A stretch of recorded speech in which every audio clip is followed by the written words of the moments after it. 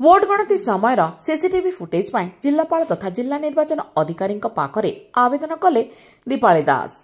2024 ନିର୍ବାଚନରେ ଝାରସୁଗୁଡ଼ା ବିଧାନସଭା ନିର୍ବାଚନ ମଣ୍ଡଳୀରେ ପରାଜୟ ହେବା ପରେ 13 ସେଟ୍ ଇଭିଏମ୍ ଏବଂ ଭିଭିପାଟ୍ର ପୁନଃ ଗଣତି ପାଇଁ ଆବେଦନ କରିଥିଲେ।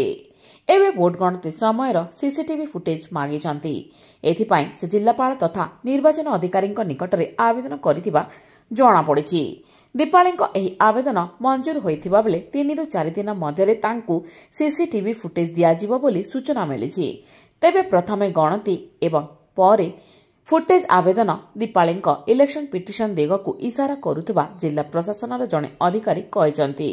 ତେବେ ଏହି ଆବେଦନକୁ ଜିଲ୍ଲା ନିର୍ବାଚନ ଅଧିକାରୀ ମଞ୍ଜୁରୀ କରିଥିବା ଜଣାପଡ଼ିଛି। ଆମର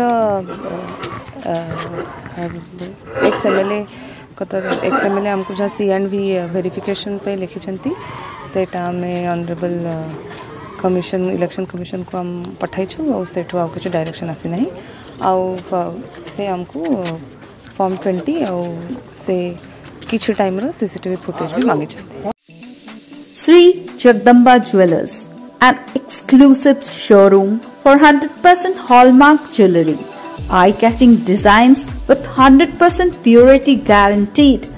Get attractive discounts on making charges of gold and silver ornaments. Visit our store today. Sri Jagdamba Jewellers, Main Road, Jharsuguda. We are also available for you in Sai Bihar Road, Sundargarh.